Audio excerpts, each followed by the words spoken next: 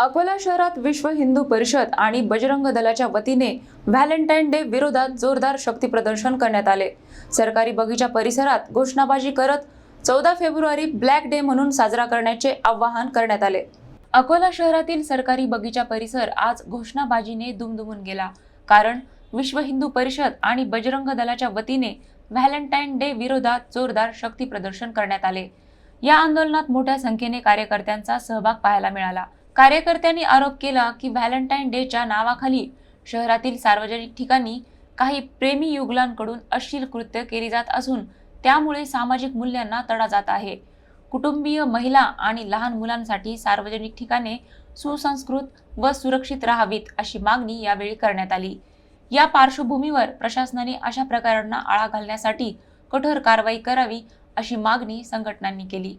यावेळी 14 फेब्रुवारी 2019 रोजी झालेल्या पुलवामा दहशतवादी हल्ल्यात शहीद जवानांना श्रद्धांजली अर्पण करण्यात आली।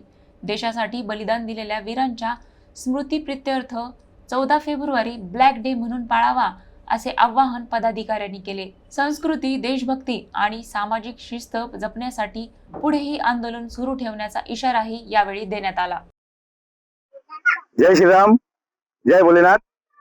आज वैलेंटाइन डे 14 फरवरी का विश्व हिंदू परिषद बजरंग दल की ओर से जाहिर निषेध किया जा रहा है। इसके दो मुख्य कारण है। पहला कारण कि 14 फरवरी आज ही के दिन पुलवामा में जो हमारे भारतीय सेना के जवानों पर आतंकियों ने हमला किया था, उस हमले का विरोध करना है। और आज का दिन ये ब्लैक डे पूरे भारत में घोषित होना चाहिए। और दूसरी बात, हमारे भारतीय संस्कृति पर आघात कर रहा है वैलेंटाइन डे। इस आज के दिन के कारण हमारी युवतियां धर्मांतरण, लव जिहाद, अश्लीलता, नग्नता के कृत्य में पड़ रही है।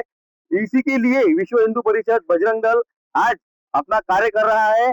और आज से ही विश्व हिंदू परिषद बजरंग दल का ये संकल्प है कि महीने में 2 से 3 बार ऐसा ही कार्य विश्व हिंदू परिषद बजरंग दल की ओर से किया जाएगा। सरकारी बगीचे में हम आज आए, यहाँ पे हमें 3-4 कपल्स दिखे।